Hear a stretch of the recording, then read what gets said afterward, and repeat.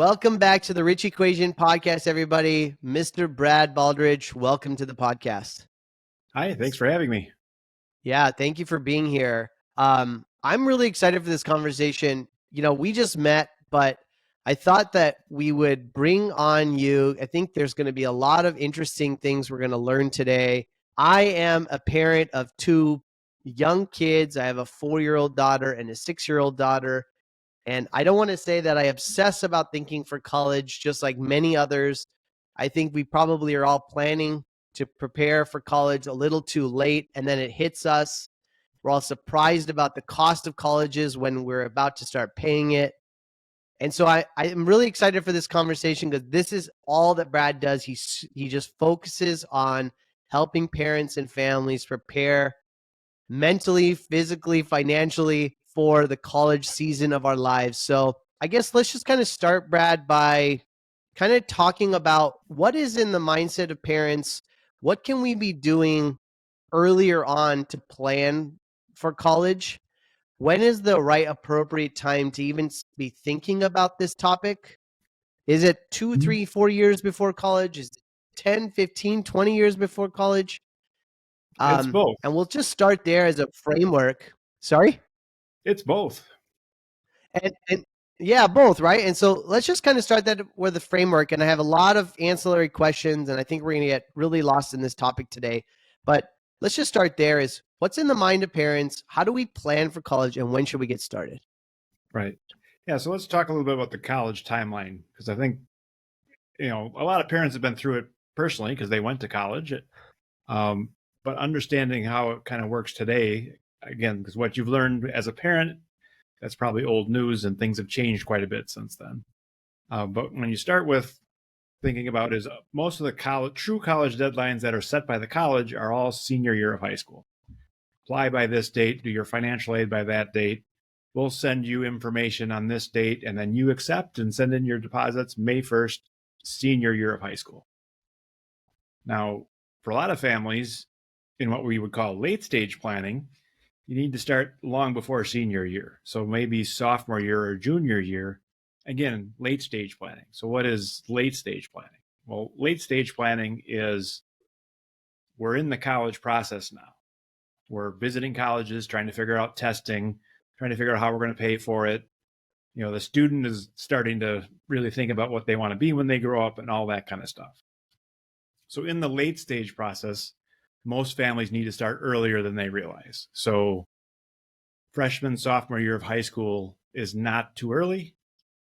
Late junior and senior year, like parents did it 20 and 30 and 40 years ago, is too late.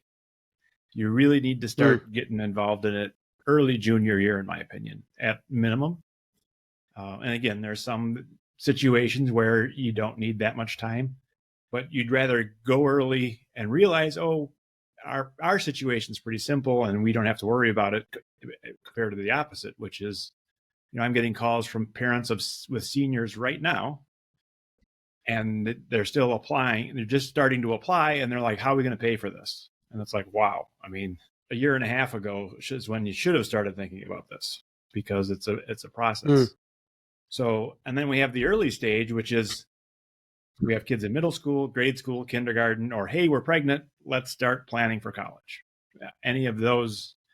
And again, you certainly want to do that, but it's more of a lifestyle decision. Should I buy this expensive car or put some money away for college? Should we move to a bigger house or should we put some money away for college?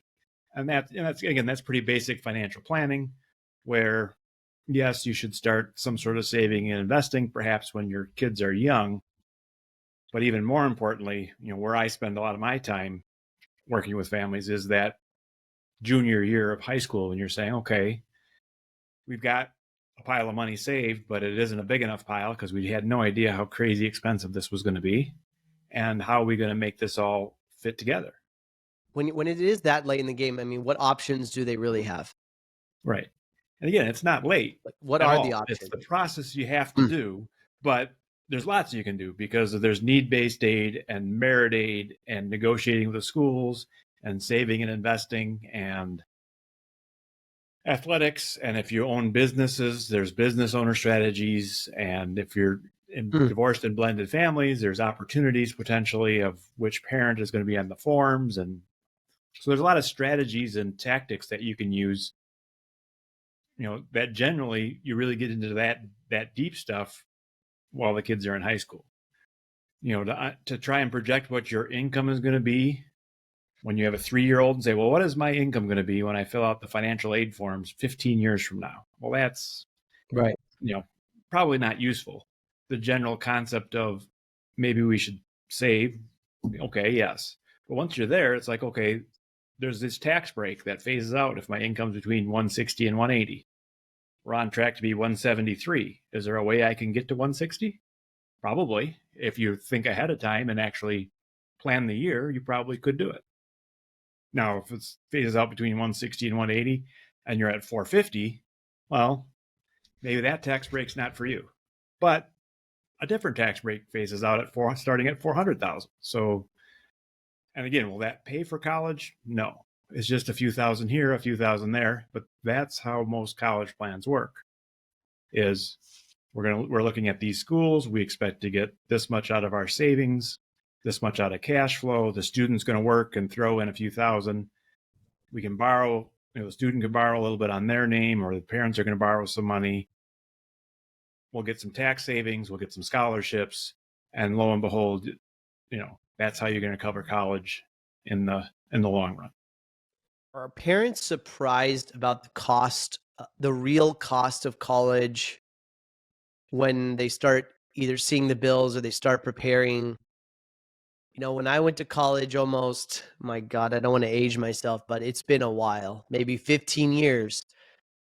College was going to private school was 65,000 all in per year. And now that same exact college is maybe 85,000, I think, all in per year. Mm-hmm. And to spend almost $300,000 a year to go to either a good private school or a good Ivy League school today, are people surprised by that? It's going to continue to increase. Do you see it decreasing in any way? And what should we do about it if we're surprised? Right. What should we be expecting to pay? Yeah, there's certainly a sticker shock for a lot of families because in the last 20 years, college has gone up a lot quicker than most other expenses. And state schools went up a lot because the state budgets have been pinched, and a lot of states stopped paying as much as they used to on a per student basis by quite a bit. So there's real tuition numbers now at a lot of state schools. And then the private schools just had the, again, we want to go to the school that says we've got lots of professors for every student and the class sizes are small and all the kinds of things that say, oh, that's going to be expensive. Nobody says, oh, look, this college is highly efficient. 10 years ago, they had 500 students graduate and they had 500 faculty. Now they had 5,000 students graduate with half the faculty. That's not a selling point where all of a sudden they can do stuff, assembly line or however you want to look at it. So that's the challenge, right? And anything that has a lot of that personal touch involved is just getting more and more expensive. So that's the reality. Now, to go along with that, the net cost of college is not going up nearly as fast as the actual price, especially, through the COVID years in the last couple of years where they've been raising the prices, the students still came, they raised the prices, the students still came. So they just kept raising the prices. Well, recently now they raised the prices and people are starting to push back. They'll say, well, if it's going to be that much, it's not worth it. I'm going to pick a lower cost option. And then that college said, well, we're going to have to raise the scholarships in order to get the students to come. So they raised their price from $75,000 to $80,000, but they increased their scholarship by $4,000 in order to keep the students to come. So there's a lot of perception problems with college, right? A lot of colleges will give everybody a $10,000 or more scholarship off. So you could say, well, why don't they just lower the price by $10,000?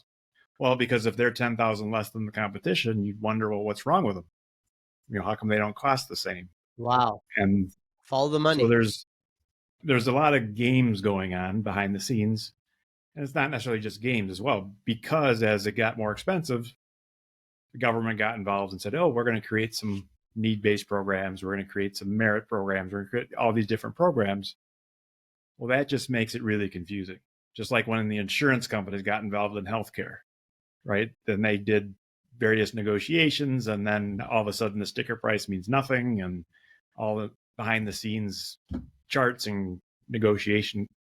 Something similar is going on in college where Are the scholarships coming from the same income statement as the tuition, meaning that, like you said, there is a lot of gaming going on? Are scholarships basically just a formal discount of tuition coming from the institution, or is it coming from somewhere else, which is why they price it that way, they structure it that way? both. Oh, Certainly, there's many colleges out there that it is just a discount, and our tuition is $45,000, our room and board is $20,000, but for you, we're going to give you $15,000 off, and so it's not unusual for that to happen. And then there are yeah. wealthy alumni say we're going to put $1 million into this program that's going to pay for 2 students. So now this college is incentivized to say, all right, well, we've got to get 2 students to take that scholarship. Otherwise, the money doesn't come out of the endowment where it's hidden. We Yep. have to, literally have someone come and spend it. So both of those things are real. And it really has a lot to do with the type of school and the relative wealth of that school. Certainly the big name brand, well-endowed schools, Harvard can say we cost $100,000 a year, and they'll fill up. People will write the check. I think you can make an argument for the upper echelon of colleges that there's a reason or purpose that you want to try to go to those colleges. But I think I'd love to ask you your opinion about, mainstream education has pushed college forever. And in your perspective, does college still have a place in society, and when does it no longer become worth it? So I guess I want your thoughts on when families come to you and say, listen, Brad, like college is going to cost me $250,000 a year. Should I be doing it because that's what I'm supposed to be doing? Or at what point is it no longer worth it? And what are you seeing in today's environment, in today's conversations going on with parents and kids, and in a modern day technology driven online education ecosystem where you can learn anything on YouTube? Like what is the value proposition that college continues to play in the future?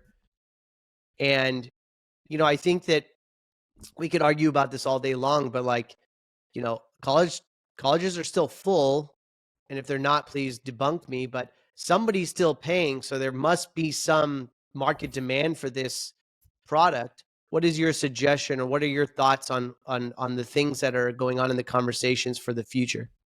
Right. All right. So philosophically, college is a very big challenge, right? Of why would I pay someone to teach me calculus when I can just go buy a calculus book, have a whole lot of self-discipline, spend a little time on YouTube or wherever reading, getting some examples, and I could learn calculus all by myself. I mean, why do I spend thousands of dollars to have someone teach me calculus? One of the big reasons is because you won't do it by yourself. You need to go to college, and they have to force you and give you tests and make you study and all that kind of stuff. So there's that issue of That's good. a lot of students just aren't self-motivated enough. Back in the Benjamin Franklin days, right? Education was a privilege, and education was very different than what it is today. And then, of course, then you get into the politics of it. One of the worst things politicians have ever said is college for everyone. Because as soon as everybody has college, then it's like high school. It doesn't matter as much anymore. And then it gets watered down in some cases, or it loses its value. I believe everybody needs an education.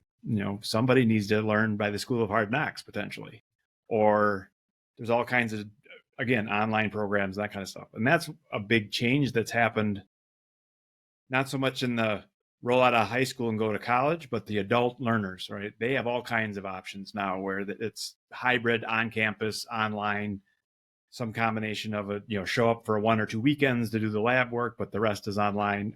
Just a myriad of things. You mean post 4-year college, like adult No, college? I mean, I didn't get my degree finished, or I chose to not go to college, but now I'm 30 and I'd like to go get my nursing degree or whatever. Well, Right. there's programs for all kinds of All different of those needs, right? things. It has to be at the night. It has to be on weekends, right? It has to provide daycare. I mean, all kinds of different. And again, that's where it's more market driven. Right. The traditional, what we think of as college, that's less than half the students now, where they're on a campus on a 4-year degree type of thing. That is less than half of all college students. But there's a Really? place for that. And there's a big place for it. And I'll give you a great example. I did that when I was young, one of the best times of my life. I am paying lots of money so that my kids can have that experience. Has nothing to do with, is it worth I would it or agree. will they learn or what's the ROI? I have no idea. Don't care. I just want them to have the experience. It's like signing the them up for. experience of living together, showering with other people, living in a dorm, building that camaraderie, having Yep. little to no life responsibility, that part of life, right? Right. Less And that about kind of the halfway calculus or house thing too, economics. right? Of you're not out on your own, you're not all grown up, you're not doing your own thing, but you're not at my house either, playing video games in my basement. It's kind of that in between, that halfway house of, and that's one of the reasons college is so expensive. We as parents demand that they have a police force and keep our kids safe, and they police them around drugs and drinking and all that other stuff. I mean, show me anything anywhere else that that have that kind of responsibility, right? That all adds expense. And now we say they also have to be able to handle mental health issues and physical health issues, and they've got to have all these services. And then we complain that it's expensive, but that's the reality, right? I mean, yes, that, so that's part of the, when you get into the philosophy of, I believe everyone needs an education, and I think they're going to have to be more subscribed to the lifelong learning than well, I got my degree, now that's done. I don't have to ever learn again.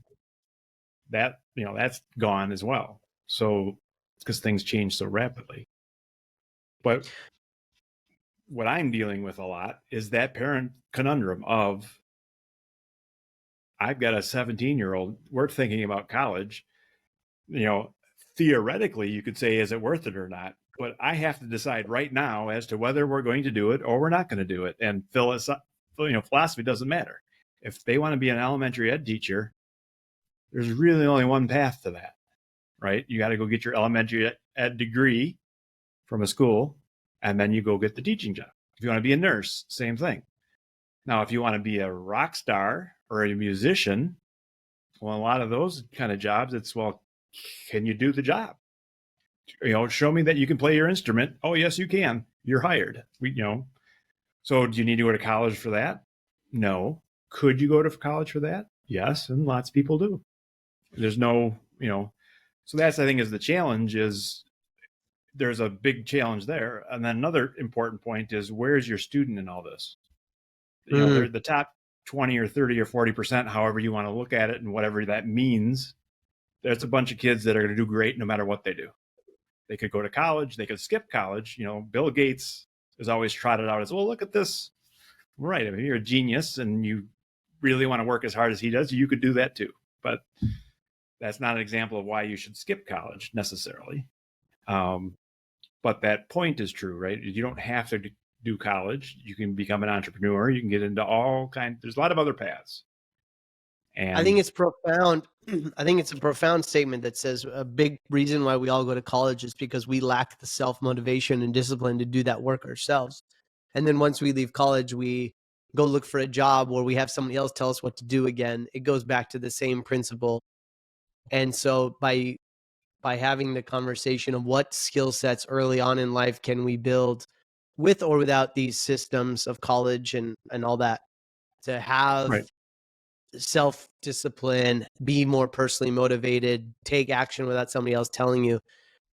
I think that one of the things I want to ask you is, if we don't know what we're going to do when the time comes, and more specifically, a lot of people use, I think it's called the 529C plan. Is that the savings? 529 plan, yeah. Yeah, 529 plan. Those plans, people start investing in those pretty early on. Like me, for example, if I had kids at this age, a financial advisor would recommend, yeah, you should start investing for college in a 529 plan. but knowing that in 10 or 12 years, I may not know what my kid wants to do or what, and maybe those funds can only be used for college. And who knows what the world will look like in 10 years and the education systems. Maybe some AI robot will be teaching my kid at school or at home, college from Harvard, who knows, right? What are those sort of traditional sense of saving in these institutional systems like 529, do you recommend that in respect to business owners more specifically? I think I have personally been advised as a business owner that, oh, you don't need to worry about that. When most business owners, when you get to college, you're just going to scratch a check and it's going to be done. So there's one perspective of that, and then there's one perspective of, well, you should have a 529 plan and save over a 12, 15-year period of time. What are you advising your clients from that perspective, if they're a business owner and they're thinking about it this way, that, who knows what's going to happen in 10 or 12 years or what my kid wants? Right. Well, and I think that really boils down to, when you say a business owner, are you talking about a successful business owner or a failed business owner? Right. That's the other big piece of it, right? Supposedly a lot of business owners What do you fail mean? along the way. How many of them get up and go back I to it? see. I don't know. Sure, But sure. certainly the successful business owner, a lot of times it can just write the check. But there's a lot of failed business owners that are now, and I see that, again, when you look across the spectrum, there's lots of different situations. And that's why I get very frustrated when someone says you should do this or that. It's like, well, that advice only applies if you have very specific situations. If your kid's a rock star, whereas if your kid's a C student, the rules change. If you're a business owner on a successful business, or if you're a business owner where it's more of a self-employed job, right? If you're a consultant that charges $100 an hour and that's a business per se, that's a lot different than I own a factory with 75 employees and we've got 4 million in revenue. Right. Or whatever. Right. Right. So Right. I think that's where you really need to get into the devil's in the details kind of thing, where, as I mentioned, just like the top kids are going to do great whatever they do, well, the bottom kids are probably not college material, and they probably shouldn't. What's worse than having $100,000 in college debt? It's having $100,000 in college debt and no degree. That you want to see someone that's really struggling, go there, where I paid for 3 years, but then I didn't graduate. And I struggled and got my C's and D's, and eventually they kicked me out. So I think that's that's the worst case scenario that a lot of people don't realize, unless you've got that kid. It's like, well, should I push them into college and let them fail or succeed? Whatever. I don't know. Right. Some kids turn it around in college. Some kids don't. And that's, another challenge around, should we save for college? Maybe not, especially when the kids are young. I have a hard time projecting 20 years in the future or 15 years in the future. As you mentioned, education's ripe for disruption, kind of like the music industry and the advertising and all the other things. But it's also slow to change. And so far, the slow to change has outwon the ripe for, so I don't know.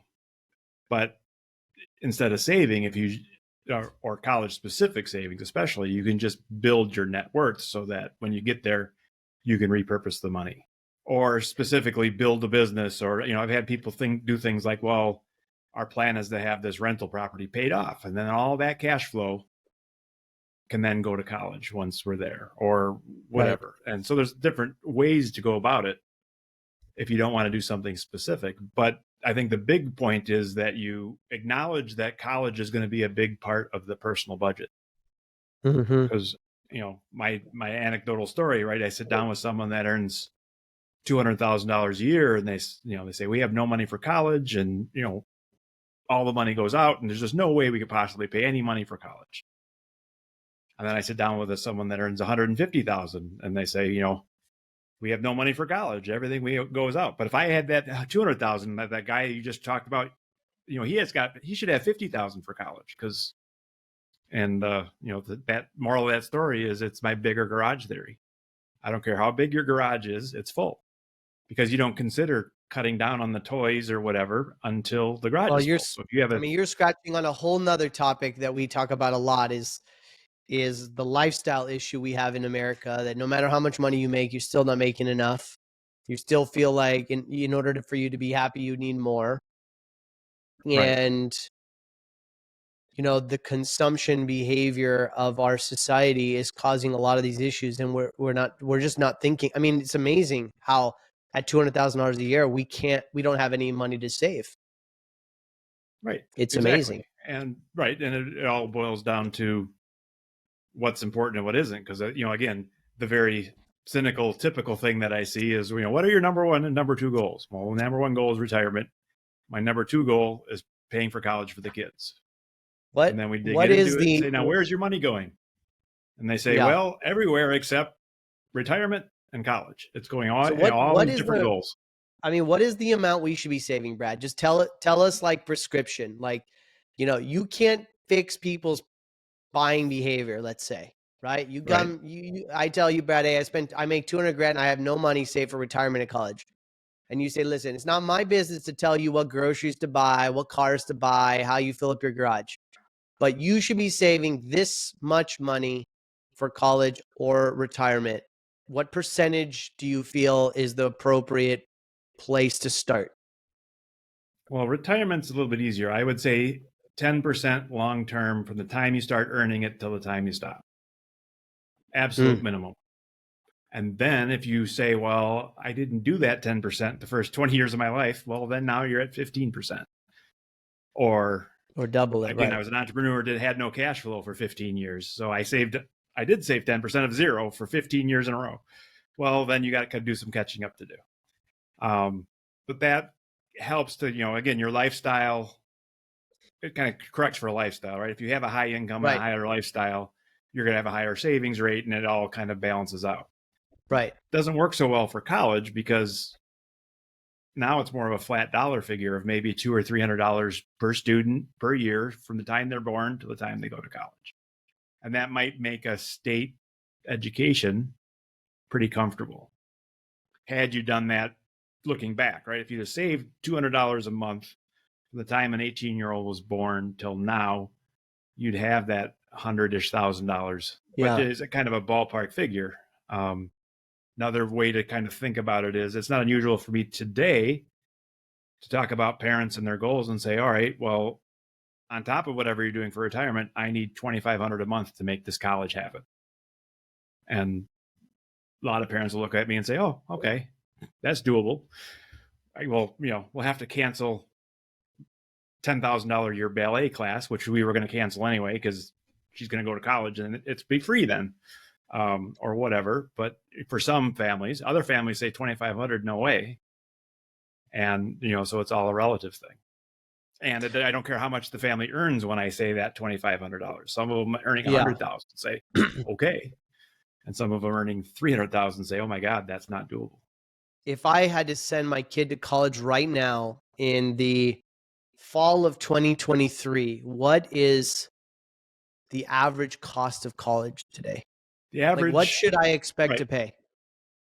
Yeah. So the average state school is about 27,000, and that's all in. That's tuition, room and board, books, fees, beer, and pizza. It's the typical cost of a typical student for 1 year. The average private school is 57,000. Same criteria. And on both of those are list price. The average discount is about 8,000 on a state school and about 28,000 on the private school. So the net costs are a lot closer. And that's, again, because as we've talked about, a lot of schools offer generous discounts. The reality is a lot of private schools, especially the more local private schools that, Harvard and Yale are different game, of course, and the 25 or 50 schools in that area, but the rest of the private schools have a really tough time saying, well, yeah, your local state school is 25,000. We're 75 and we're worth it. Harvard can say that. A lot of other schools aren't going to fill up very easily. So they're going to have to say, yeah, we listed 75, but for you, you're 40. And then maybe they can get some families to go from 25 to 40. Or for you, you're 28. Or for you, we're 20. Even though the state school is 25. There's some of the higher cost states like Illinois and New Jersey and some of that, there's this cottage industry of all the private schools around those states having a lot of activity because, again, the state schools are so expensive. It's easier to bring them in from out of state than even the local kids potentially. Actually, that is much less than I actually thought on average. You're talking about averages. And I think Right. you're right. There's upper echelon of the top tier schools in the country that perhaps are double those numbers. But generally speaking, that private schools and public schools kind of net to the same once you, and what are we talking about? When you say discounts, you're talking about the scholarships, you're talking about maybe credits or tuition discounts or things like that. Like what Right. is that coming in the form Right. of? Right. So what we're talking about is there's a merit-based system out there where if you have good grades, then you get a $20,000 scholarship. And then there's the need-based system where if based on your finances, you need $20,000, so we're going to Right. provide a $20,000 scholarship. Now, those are all kind of the legitimate processes. But now there's kind of a new merit process or new scholarship process, which is essentially the colleges realize that for kids that look like this, if we don't give them 25,000 off, they don't come. So in order to fill our classes, we're going to have to give them 25,000 off. And that's their, it's called enrollment management, where they're trying to figure out how do we fill our classes. Most colleges are what's called tuition driven. They need to bring in $22 million in fees and tuition and whatever to balance the books for the year, to make their payroll and do everything that they need to do. Right. And if they got to have enough butts in the seats to pay those bills. That's unlike Harvard and Yale, which has billions of dollars in endowment, and their undergrad program is like 11% of their budget. So it's inconsequential. They can just, they could just tap the endowment or whatever, but they don't need to, of course, because they can say we're full price and people will write the check. So there's that catch-22 of, the top schools where everybody's falling over each other to get in, and then the rest of the schools. And then that kind of the same thing with the state schools, where there's the in-state state schools and there's out-of-state state schools. Some out-of-state state schools have enough prestige. UCLA is not going to offer a lot of discounts to out-of-state kids because, again, lots of people are trying to go to UCLA from out-of-state. But Iowa State, on the other hand, doesn't attract people from all over the world quite as well. So they tend to have to offer some discounts. And so you don't pay the full out-of-state price necessarily. And some of them, they base it on merit. So for the right kids, University of Alabama offers a fantastic merit scholarship where I think their highest scholarship is like 28,000 or 30,000 off. So it makes Alabama, for sharp kids, probably lower cost than their state school in their home state. Of course, you need to go to Alabama. Yeah, one of the things we've talked a lot about is like, how do we pay for this? How do we plan for this? But also, I guess preparing the kid is an important component in this, in terms of, does your child have the right resume to prepare himself or herself for the best outcome of getting into the right college? The answer to that question, in my perspective, has changed quite a bit over the last 10 or 15, 20 years. I'd love to hear your perspective on what is it that colleges are wanting today, a good college. What is it that they're wanting today in their students? Is it grades? Is it SAT scores? Is it extracurriculars? Is it that you're part of 40 clubs? Is it that you're an athlete? Is it that you can do everything? Is it that you're very good at just one thing? Like, what is it that today's modern day educational institution is looking in for in their students today? Right. Well, again, there's 4,000 opinions of that because there's 4,000 schools, right? So they don't all do anything the same, but in general, at the top, they're looking for really strong academics, but that's not going to get you accepted. That's going to allow you to be accepted. After that, that puts you basic, as, that's basic criteria. Exactly. So as an example, all the time on Reddit or wherever, you'll see something like, well, I had these statistics and I didn't get accepted. And it's like, okay, well, those statistics are good enough that they would consider you. But after that, they don't look at them anymore. It's not like, well, your 36 ACT is going to beat that guy's 35. As long as you've got a 33 or 34 or, the top 10-ish percent of test takers or 5% of test takers, then you're in. And then after that, it's not a criteria that you're going to be able to win over someone over the other. They will take a Hollywood actor that's famous with really bad stuff long before they'll take the person that, starred in the musical at their local high school. Right? I mean, you say, I'm an actor. Well, there's a big difference between those two actors, right? When the Harry Potter kids went to college, they had a leg up. That's just the way it is. I mean, now that being said, most colleges are also saying we can't fill up with actors and we can't fill up with anything. We've got to have a well-rounded class. So we need tuba players and history majors and soccer players and all the political stuff and all the different things. And then we got to meet all the rules to keep, all the people that are looking at us and making sure we're being fair, whatever that means, right? So we have to have this many minorities and we got to do this and the wealthy and the poor and all the rules that they have to deal with. Mm-hmm. And they try and build a class that fills all those needs. So, again, typically you'll never know this, but there might be somebody in the admissions office, the symphony director saying, all my tuba players are graduating. I absolutely have to get a couple good tuba players. And next thing you know, they're favoring tuba players. And some tuba player got in unbeknownst, but because that's why they got in. They're a tuba player. Right. Not because of their grades, not because of their whatever, right? But they were needed to fill the slot of a tuba player. Right. And that's the reality when a lot of people get quote unquote skipped over and say, well, my stats were great. Okay, well, they're not looking for stats. They're looking to build a class that meets their needs.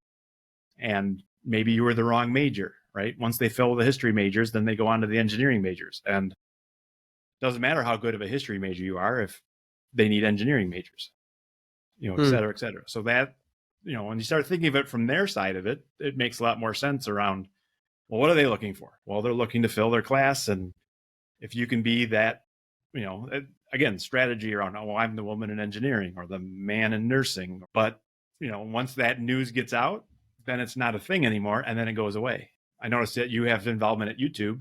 It used to be that was a great way to, get your admissions stuff looked at, is put together that video and then put it in your application and stuff. That ship has sailed long ago. Is that right? Right. Being unique by having a video is not something that's going to be quote unquote unique anymore. Let me ask you to pivot a little bit. I think it's very interesting that educational expenses are not tax deductible. And I think that, and I want you to debunk this if I'm incorrect, but when you come and tell the parent that, hey, listen, you got to save up $2,500 pre-tax and you have to then spend $3,000 or $4,000 a month, that's not going to be tax deductible, and or any of the expenses prior to going to college are not tax deductible. I'd love to ask you two questions. Number one is, why is that educational expenses are not tax deductible? And is it true that you can actually use tax savings or deductions to help pay for college, or are there tax deduction systems or methods to be able to write off educational expenses? Right. So as far as what's deductible, not deductible, I think that falls to the whims of the political system. And very similar to how the whole financial aid stuff came into being, right? Is a couple of politicians said, oh, we need to invent a program to help this demographic. And they invented it and then they rammed it through. And as they're ramming it through, somebody else said, well, I'm not going to vote for it unless it has this or that. And then they modified it and they made this conglomerate thing. And then they all said, yep, that's what we want. And they passed it. And then they handed it to the Department of Ed and said, interpret this mess and create a system based on what these politicians it's ridiculous gobbled together. So, as far as why, same thing around all kinds of things. Why do you have to be 59 and a half to access your retirement plans? Well, I don't know, but I'm guessing some politicians wanted 60 and some politicians wanted 59, and they compromised and said, how about 59 and a half? Can everybody live with that? And they said, sure. And that's why it was 59 and a half. I don't know that. I mean, I made that up, but that's the kind of stuff that's going on around why is the aid work this way or why does it work that way? It's like, well, it's a bunch of people that don't understand the system making rules about the system, and then a bunch of people that do understand the system trying to interpret those rules and make a system out of chaos. I mean, that's kind of I the think it's short just answer. interesting that we all, I don't think you can go to anyone and say we shouldn't prioritize education. It's good for our country. And yet we don't incentivize that in some other way. So I just think that's super fascinating. But what are there other tax benefit? Like what Yes. can we do? Are there tax deductions for education expenditure? Right. Well, I mean, That I'm as we not mentioned understanding. earlier, there's various savings methods, but on top of that, for like small business owners, you can set up tuition reimbursement plans.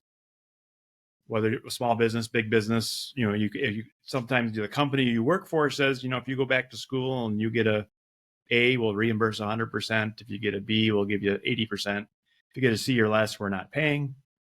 Well, mom, the realtor, sets that up. She works for herself, says, if I have employees and they get an A, I'll give them 100%. Well, then who goes to work for her the next day? Right? Little Johnny or little Susie.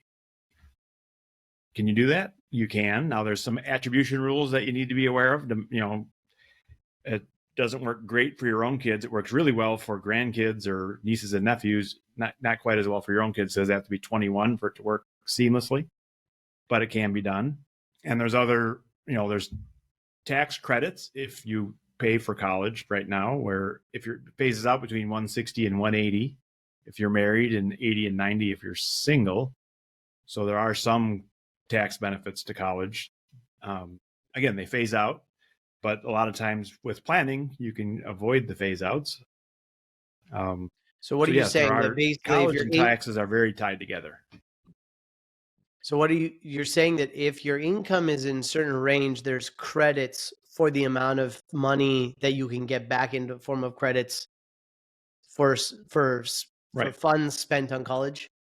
Correct. Right. So if you pay $4,000 towards qualified education expenses for yourself or a dependent, so again, a parent paying for a student is the typical, and it's not hard to spend $4,000, No, it's and your not. income is below 160, well, then you get a $2,500 credit for that 4,000. So it's dollar for dollar on the first 2,000 and 25 cents on the dollar But for the that's next exactly 2,000. my point is like $2,500. Are you kidding me? You just said college is going to cost me 25. Okay. Yes. Well, that's still 10%. That's not nothing, right? I mean, if it was truly tax deductible, it'd be whatever tax bracket you're in. So then maybe it would be, 20 or 30%. But yes, I mean, finding that balance is an ongoing political thing of, well, if we Yeah. give too many tax breaks, then the people that don't pay taxes are unhappy that the wealthy gets all these tax breaks. Yeah. Fascinating. What about student loans? There's a lot of conversation about people are just burdened with student debt after they come out of school, $200,000 of student debt. They don't end up getting the jobs. And I'd love you to add this perspective on what's going on today, but like they don't get the jobs they thought they could. They're not trained to save. They have the same fill your garage philosophy. So you can't save or you're not putting enough money out and paying your debts early. So you're just riddled with your first mortgage is your student debt. And I think there's a lot of conversations about debt forgiveness and all that thing. What are you seeing in terms of student debt? Is it getting better? Is it getting worse? And what should we be doing about thinking about that? Right. So I do a lot of work with undergrads, and it's complete myth. It's complete It's what? impossible for a student to borrow more than about $45,000 over the 4 years. Student just can't do it. Now, mom and dad can borrow more. Mom and dad can co-sign more. And most students can't borrow more than 28,000. So you can borrow 5,500 as a freshman, 6,500 as a sophomore, and 7,500 as a junior or senior. Okay. And then if your parents are disqualified, that their credit is so bad that they can't borrow anything for college, then they allow that student to borrow another 4,000 per year. So that would be another 16,000. But that would be rare, but possible. That's all a student can borrow by themselves in their own name. Mm. After that, mom and dad can take a plus loan, which is a loan to the parent paid back by the parent. The student's not involved. Mm. Or you can go to the private market and sign up for a student loan at the local bank or the big national bank or the credit union or the student loan company, and then it's terms and conditions of whatever you guys agree to. Now they're going to underwrite it based on mom and dad's ability to repay because they know the student doesn't have any income, doesn't have any assets, doesn't have any credit scores, doesn't have anything. So they're just going to look at mom and dad and say, well, when the student fails out or can't make it, is mom a good risk or dad a good risk? And if the answer is yes, then they give you a good rate. If the answer is not so good, then they give you a bad rate. And if the parents aren't very good at all, they might say no altogether. So that is the reality of it. So a lot of these people that have large amounts of debt, there was an adult in the room. It was the parent of some sort. Mm. And now we get into the personal responsibility type of discussions of, should we cut off the help because people aren't smart enough to figure out when it's helpful and when it's hurtful? That's like, this medicine helps some people, but some people abuse it. So nobody should have it. I don't know, where do you draw the line there? Some of those high debt people typically have some sort of grad degree, because once you go on to your master's or PhD and MD and all those things, that's when the student can borrow a lot more in their own name.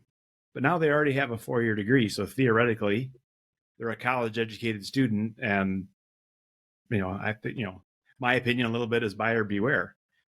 When you signed up for that master's program at the expensive private school that charges, and a lot of times these programs are more expensive than undergrad numbers, and there is no scholarships, there's just big loans. Well, when you signed on to borrow an extra $150,000 for another 2 years of master's, what were you thinking about how you're going to pay it back? Did you do the math? Did you even? Well, often they didn't, right? Like, let's admit it. They probably didn't. Right. They didn't do the math. Well, okay. Well, how is that my problem? And what, I guess I'm confused. When somebody's in over their head on a mortgage, do we bail them out? When someone's in over their head on credit cards? Yeah. Well, I think a lot of it comes down to the thing that just like there's such a strong expectation that this is what I should be doing. And no, we're not talking enough about how do I prepare? What should I be doing afterwards? How much money am I likely to make post-tax? How much is it going to take for me to buy a house or pay my rent, buy a car? How much am I going to, can I make my mortgage payment? Can I make my debt payment? If I don't make $150,000 a year after spending this much time in college at 35 years old and having $200,000 of debt, like, can I solve those mathematical? Because it's math. It's mathematical, right? And so right. I love that we're talking about it. I think that's a good place to start. Right. And some colleges have gotten themselves in trouble because they had those crazy expensive master's programs in degrees that had no chance of having a decent salary. And they've actually been sued and are potentially losing from people that feel like they were hoodwinked into, but where do you draw that? Where's the predatory? Just like the for-profit colleges. True. Yeah. When is it I'm giving them an opportunity, and when is it I'm preying on them? I don't, it's a gray area for sure. Just like in a lot of people say, well, in these countries, education is free. And it's like, yeah, but in those countries, you got to pass a lot of tests and be a top-notch student. And they make those calls at 8th grade. And then if you don't make the cut, then you don't go, period. Whereas here, if you're willing to pay for it, you can go no matter how badly you messed up along the way. So which one's better? Well, it depends on who you are, and right. But in a lot of places, there's, it's not truly free. It's allocated a certain way. Just like here, we allocate it for it. Nothing's free. Right. Yeah. Super fascinating. Look, I think we could keep going on, but I appreciate us having this conversation. It broke down some really simple steps for me. I think for me, the biggest takeaways was it's never too early to plan. It's never too early to start these conversations. I learned a lot. I think that I think we do have to get back to the simple math and know what is our responsibility, what is realistic, how is the math going to play itself out. And I think it's just really fun to observe where the mainstream is going, preparing too late, not having enough savings in advance, being surprised by this, taking on too much debt. And I think systematically, you open up a newspaper, this is what we're observing. So we have to try something different. We have to do something different. We have to take action in a different way, which is why I wanted you on the podcast today, which is why I wanted to start having this conversation. So I just generally appreciate it. Brad, if people want to learn more, connect with you, I know you have a lot of content out there, but what's the best place to reach out to you, find you, connect with you? All through the website. So it's tamingthehighcostofcollege.com. And I've got a podcast by that name wherever you get your podcast, but that's the website. And at the website, we've got phone numbers and you can schedule appointments. And if there's a course there, there's lots of free resources on the things that we've been talking about. The strategies and tactics, but we didn't talk a whole lot about it, but there's a lot of very specific strategies and tactics. If you do this, you'll save $1,000 on taxes. If you do that, you'll get $1,000 more of aid. The reality is there's hundreds of tactics and strategies that you could use. 10 or 20 of them are probably right for you, and just figuring out which 10 or 20.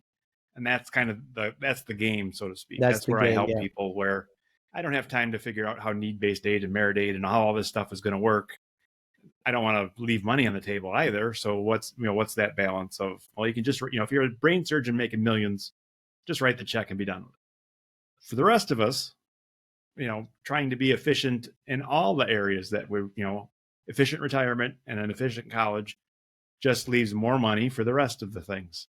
Hopefully efficient vacations or efficient time off or efficient dance lessons for the kids or whatever it is that you want to do on top of that. Love it. Well, again, I think that it's a really great conversation. I think a lot of it, like many things, it depends. And I think you're right that the tactics and strategies all depend on your personal situation and what you're trying to accomplish and what your children are trying to accomplish and where you want to go in life and all of those things. And so I look forward to engaging with you more deeply on the strategies and tactics that perhaps help me. And I encourage the audience, if you guys have any questions and you want to reach out to Brad, I encourage you to do that and share what's going on in your life and how you may be able to deploy some of these specific strategies to either save money or prepare better for college. So thanks so much for having the conversation, Brad. Appreciate it. Thanks for having me. Hey guys, thanks so much for listening to the Rich Equation podcast. Listen, if you're really enjoying this and you're engaging with our community, we have an epic mastermind called the Epic Tribe. We meet every single week and we're bringing together leaders that really are trying to grow their businesses, expand their lives, and live epic lives together. If you want to change the world, well, we have to start with ourselves. We want to ignite leadership in all facets of our life, building communities of seekers who are asking questions, breaking patterns, and have a deep conviction of self. A space that elicits accountability, gratitude, freedom, and a lifelong pursuit of learning. Ultimately, this is all about you. It's about transforming our families and hopefully future generations. So we're really trying to instill these fundamental levels of awareness, habits, and skill sets, not only in our personal life, but in our businesses. We're really growing this community and trying to have people that are expansive and really want to take their life to the next level. So if that sounds like you, then you'd be a perfect fit. DM me on my Instagram, or you can send me an email personally at me@ashishnathu.com. Thank you guys so much for listening, but please engage. Leave us a 5-star review on the podcast. Make sure you download the episodes, and talk to you soon. We'll see you on the other side.